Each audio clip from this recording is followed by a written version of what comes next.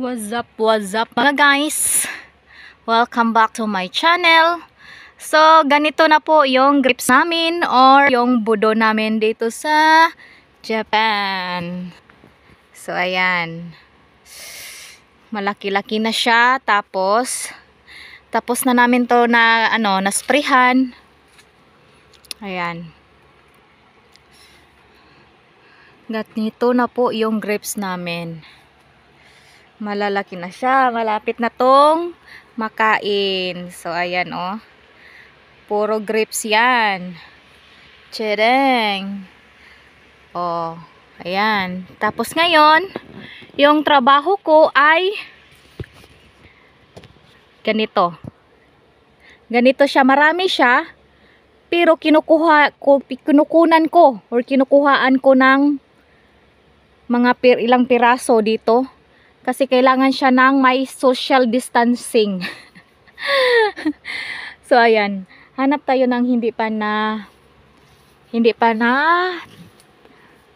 trabaho.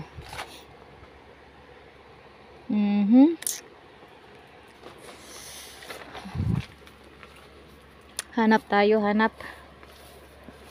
Yung hindi pa nagalaw.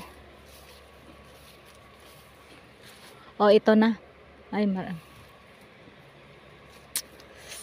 Ito. Kunti lang. Ah, ito. So, ayan. Tingnan nyo naman, guys. Marami yung bunga. Marami siyang bunga. Wala siyang space. Maklaro ba? Maklaro ba siya? Oh.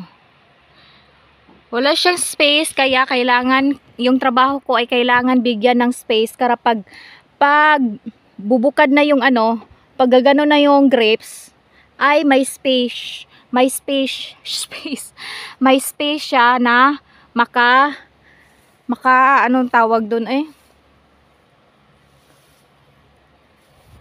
Oh, ayan. O, ito, tingnan nyo. Wala siyang, ito, may space siya dito konti.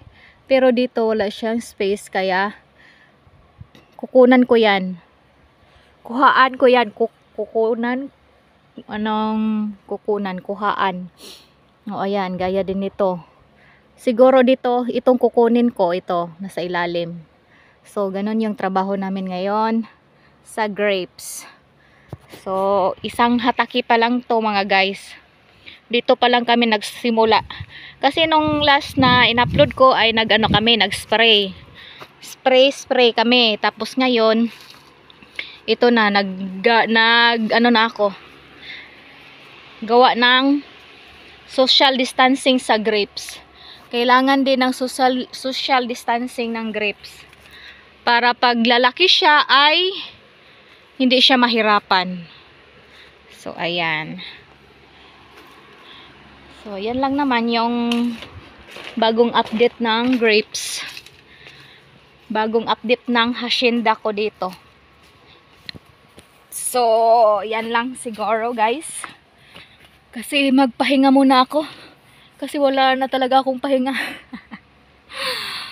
Hindi siya mainit kasi nasa ilalim ako. Nasa ilalim, hindi masyadong mainit. So, ayan lang guys. Malawak yung hacienda ko dito. Baka makain na to. Next vlog ko. So, thank you for watching guys. Don't forget to share and subscribe my channel.